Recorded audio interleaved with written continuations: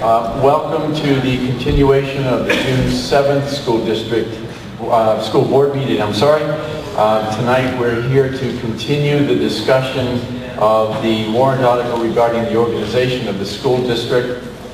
My name is John Cameron. I'm the school district moderator. And I'd like to start by introducing everybody that's at the table here. On my immediate left is Gordon Graham, the school district attorney. And next to him is Kurt Weber, the chair of the school board. Susan Allen, school board member. Paul Blanford and Ray Mello Andrews. Derek Tomlinson is not present tonight. He's away on business. Can we please start by pledging the flag, if you would join me. I pledge allegiance to the flag of the United States of America and to the republic for which it stands, one nation, under God, indivisible, with liberty and justice for all. Thank you.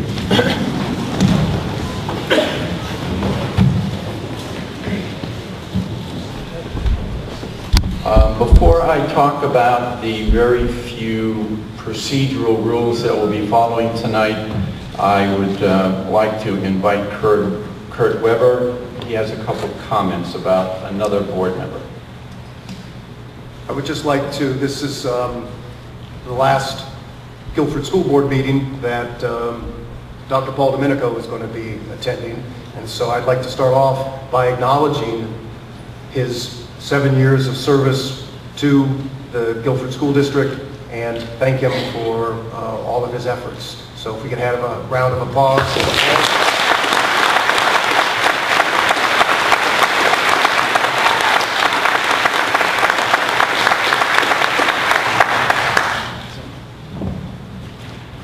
I'm sorry, I said it wrong. I thought it was a school board member we were talking about. Very few rules that we're going to follow. This is really intended to be a discussion, ask questions, have a bit of a dialogue, but we do need to have some procedural rules so that we can stay on task and be efficient. So first of all, voting residents of the town of Guilford are entitled to be heard on the issues before us tonight, and of course to be treated with courtesy. Please, no applause, no jeers directed at anybody who has addressed, is addressing, or is being spoken about tonight at this meeting. Individuals wishing to speak, please approach one of the two microphones. I think most people here tonight are used to the procedure that we follow. There's one in front of each aisle. We do not have a portable mic tonight, and I'm not sure. I guess we could, oh, you do have one. Okay, very good. We do have a portable mic, so if there's somebody that's unable to get down the aisle to one of the microphones, I think there'll be somebody at the back that will bring the microphone to them. That's great. Please don't speak until I recognize you so that we can be orderly. And if there are lines forming to make comments, then we'll alternate between the two microphones.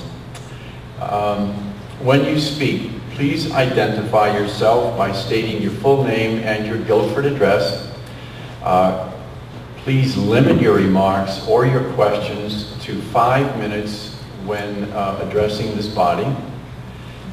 You will be allowed a second opportunity to speak, but it will be after others have had an opportunity to speak first.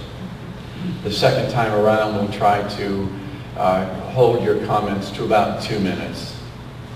I'll give you a warning when you're closing in on the end of your comment period, about 30 seconds beforehand, and hopefully you'll be able to wind up your question or your comments at that particular time.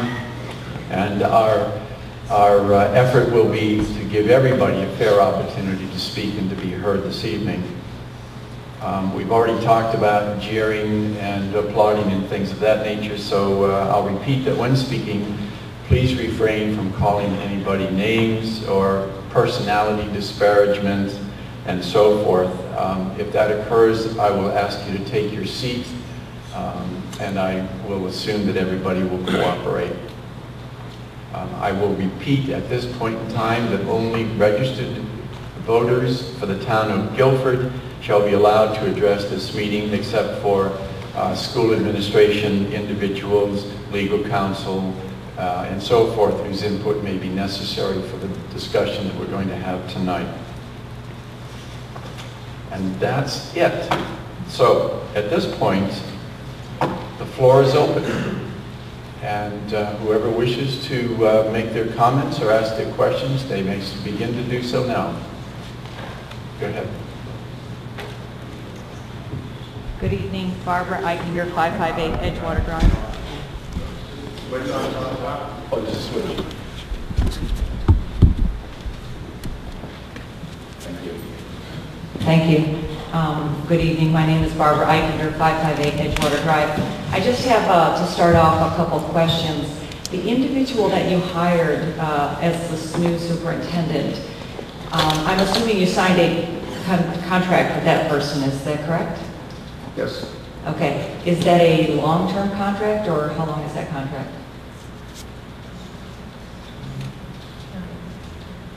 Yeah. 2-year contract. It's a 2-year contract, okay. And could you make that contract public? Yes. Okay, that'd be great. So we maybe could see that posted on your website. Did you inform that individual that this controversy was taking place? He was well aware of it. He's been at every school meeting, school board meeting since March. Okay, so when he signed that contract, he was aware that the vote was going to be taken the following day.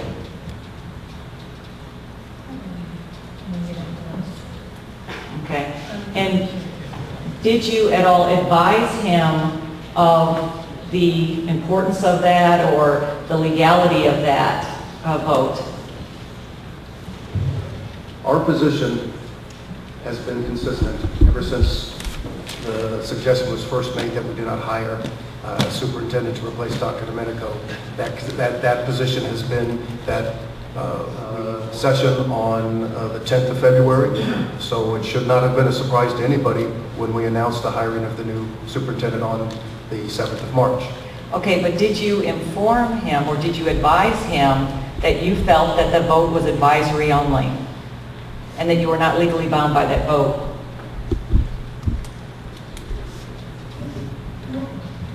Barbara, I will say he has been following this issue through the papers. I know he is aware, he was aware of that situation. All the controversy has been in the newspapers, front page, and he has been following it. He was following it right up until the contract was offered to him. Okay, and I believe that you were originally going to sign that contract or you were going to hire that superintendent in the April time frame. Okay, I'd be happy to speak to that. We had 3 finalists. We were very sensitive to the fact that one of those finalists that we were considering for the position had actually been offered another job in another school district. So being sensitive to the market the way it is, we actually had said in the very beginning we were going to hire someone on or before April 1st. As soon as we had the candidate that the board wanted to hire, we went forward and made the announcement. We did make the announcement prior to the vote, but again, it was trying to be sensitive to one of the candidates having a job offer on the table, having to make a decision, and because that candidate was not being considered, we wanted to let him know publicly who the finalist was. Okay, so was the contract signed the day before the vote? No, So the contract was signed after the vote? that's correct. Okay, I'll defer to the next person. Actually, Thank you. no, we signed the contract. I'd have to look at the date, but I believe we did not go, okay. I don't really think that's Well, we the didn't issue. go, Just a well, minute. we didn't go public for the announcement until the contract had been signed. All I'm saying is if you don't know the answer to the question, just... Okay, so actually you think that the contract was signed before we announced it We on didn't March go 7th? public Okay. until. My name's Morris Roderick. I live at 30 Roberts Road here in Guilford. I'm a resident and a taxpayer.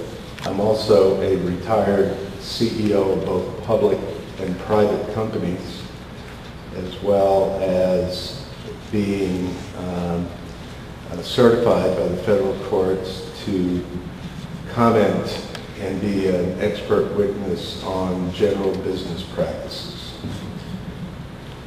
This has totally frustrated me to death, this whole issue. First of all, from a legal standpoint, the school board represents what is going to happen in the school system. It's not the budget committee or any other individuals who must make those kinds of decisions. They're not mandated to do that, but apparently they have forgotten that their mandate is to negotiate and work with the school system to approve a budget, period. They are not mandated to then make demands on what the school system and the school board does. Spent 30 years in business. This is no different. This is a $26 million business. The school board is now the legal representative of how those dollars are going to be spent. It's no different than a board of directors that I've spent years and years working with. The mandate is specifically for the school board, not anybody else. Now, to the extent that the vote was taken with, I believe, inadequate information, and certainly I have a problem with the majority of 200 people represented in that vote. I'm not a majority of the 2,500 or more taxpayers in this town. I moved here 4 years ago after having spent years living in many different places of the country. One of the things that I've always focused on was the quality of the education where my children were going to live. I believe that given the reputation as well as the facilities and everything else that are presented in this small town, this is a small town, and I believe even this facility represents a commitment to the kind of education and opportunities that are being given to the children here. The other issue I can't resolve in my own mind is what the argument is we could save money by not having a full-time superintendent. I have not heard anyone describing to me or the citizens of this town what the delta is between having a part-time superintendent and a full-time superintendent. To the extent that there's a significant difference in what is going to be available to this town and this school, it's huge. If I'm a part-time superintendent, that means I'm spending my time not only for this town, but for someplace else. You have 30 seconds.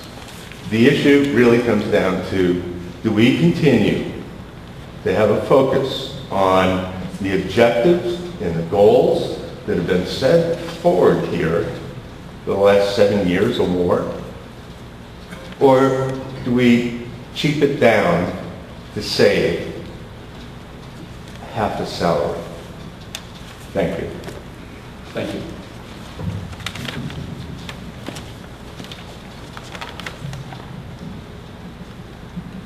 My name is Meg Jenkins and I live at 32 River Road. Let me say first and foremost, I'm a taxpayer of Guilford and have been since 1986. And for the record, I am also a school district employee for 17 years now. I'm glad to have this opportunity to share my thoughts in this public forum, and I stand in support of the school district having a superintendent. In all honesty, I was confused at the wording of the warrant article on Election Day. I did not attend the deliberative session due to another obligation, so I did not hear the explanation or the discussion regarding the wording. Truth told, I'm still not sure if I voted to support the present structure or not. As I found the wording confusing, it raised the question, to me at least, if the article was purposely written in a manner as to be vague. I don't have the answer to that, but I do stand in support of the superintendent-led district.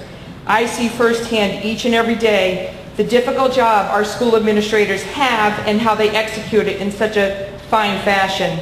No one wants any higher taxes, but I also feel at some point we need to be reasonable and make sure that financial cuts are warranted and justified.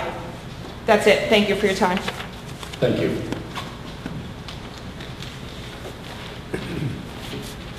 Good evening. Don Miner, 182 Edgewater Drive, Guilford, New Hampshire. I've been a resident of this fine town since 1984. I had the pleasure of talking to Mr. Hemingway for the last few days. He indicated to me that he has not been hired yet, or has not signed the contract. I'm just making that as a comment. I don't know what you have to say about that, but he said he had not been hired yet. He was hopeful that he had not been hired yet. I'd like to ask just a few questions. Why did you decide to take the vote before the election to hire a superintendent? I'm just curious. It must have been because you were afraid. No? What was the answer? First of all, I'd like to correct something. Mr. Hemingway has signed a contract. He has not started as superintendent of the Guilford School District. His appointment doesn't start until July 1st. Okay. Again, I've already stated once, and I'd be happy to state it again. The school board took the vote prior to the vote because we had one candidate who had a job offer on the table, needed to make a decision whether or not he was going to take it or not. We needed to let him know he was not being hired by Guilford, so we made a public announcement that he had, who the individual was that we hired, so that he could accept that other job offer. Okay. And also we had made it clear at the deliberative session that we were going to continue with the hiring process. Can I add one caveat? Yeah. We actually had 4 finalists that we had picked. One of those finalists dropped out because they had taken another position at another district. So I think Sue's point with that other finalist leaving and the board feeling that we were going to continue with the superintendent gave us cause to make that announcement. Okay, next question. I've been told or understand that the votes 4 and 5 were advisory only, and which is the crutch of my concerns here. It did not say that on the vote. Now, I spend my winters in Florida, and I assume that I was having an opportunity to have some input on maybe saving some funds for some money by that vote. And I heard, I guess, as the last meeting I was there, we were advisory only. I'm not so sure that's correct. It may be, but from my perspective, it should say advisory. That's just a comment. Again, at the deliberative session on the 10th of February, the school district lawyer, at the very beginning of the meeting, stated that the legal opinion was that warrant article 4 was advisory in nature. We have another school district lawyer here who can add some more. My partner was correct. It was in fact, it would be an advisory vote. And when it's a petition warrant article, oftentimes boards will not insert additional language into it when it's a petition warrant article that's submitted by citizens. So it was an advisory vote, and as one of the gentlemen who spoke previously indicated, the reason why it's advisory is because the law vests in the school board the authority and responsibility for determining the administrative structure of a single district SAU. This is a single district SAU. The law vests in the school board that responsibility. The board, or the voters have the ability to advise the board what they wish, but the board ultimately makes the determination and is responsible under both statute and regulation for employing, supervising, and determining the administrative structure of the SAU. Well, the 1998, I guess, gives you the option not to hire. Is that correct? Could you repeat your question, Well, sir? I don't have it in front of me, but in reading when you separated from Laconia and hired Gilmington, that you have the option not to hire a superintendent of a school, as I understand it. That is not the position of the New Hampshire State Department of Education. The position of the New Hampshire State Department of Education is that superintendent services in a single district SAU by a superintendent are required. Sir, you have 30 seconds left.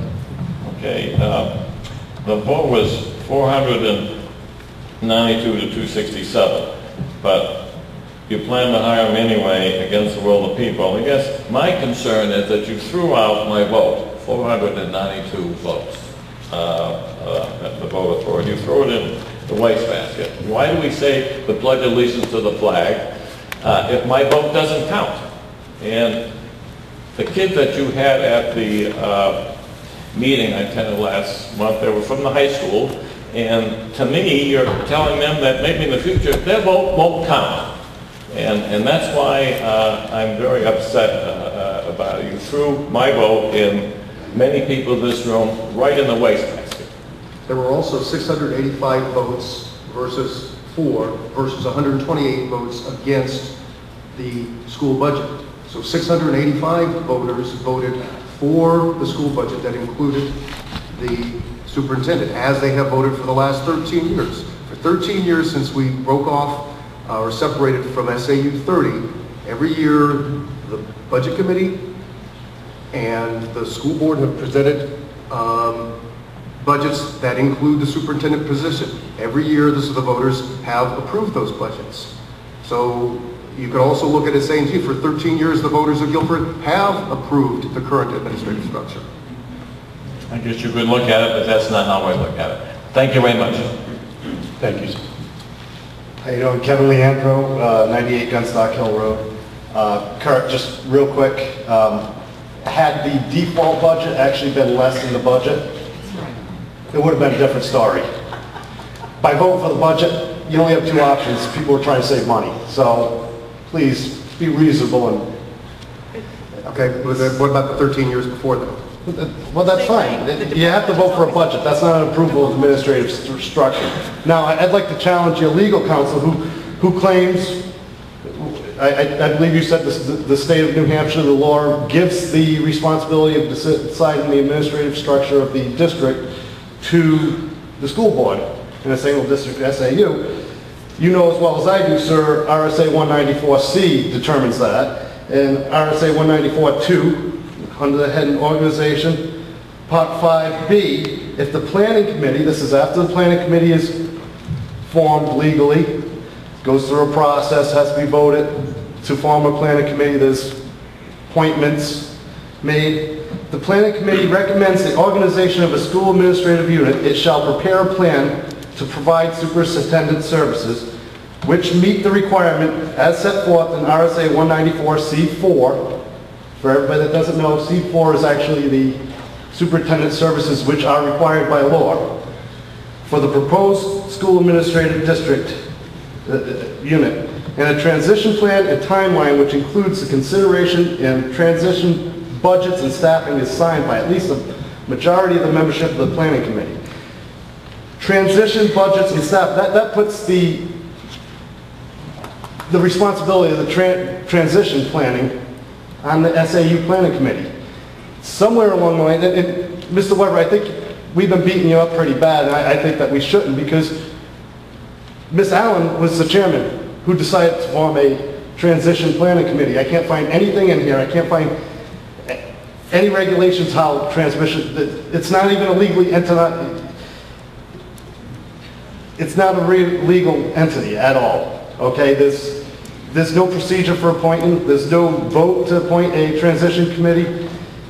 This transition committee pretty much just took the recommendation to separate and then trash the rest of the plan. The plan that was approved by the State Board of Education without a superintendent, sir. Thank you. It was approved by the voters of this district. Mr. Weber, on, I believe it was the February 7th meeting, you had made comment yourself. You get it. You get it. You made comment yourself. I believe it was, in the minutes, it was, quote, Kurt cautioned about the importance of the words in accordance to provisions of the proposed district plan. You get it, sir. You deserve a cigar for that. You get it. You understand. The proposed district plan did not have a superintendent. That's the only thing that you can legally, you're bound by that. That's your plan, that's your constitution. I'd like somebody to read the law to me that prescribes the procedure for forming a transition and the responsibility for the transition planning committee. Could you do that, please? Well, I'll speak to the transition committee. You are correct. I was chair of the board as of March 1998. The vote was to withdraw from SAU 30. In accordance to provisions of the proposed district plan. Sir, please don't interrupt. Let her speak, please. Okay, but if she has to tell the truth, though. That's part of the deal here. Well, you have a chance to rebut, okay? Okay.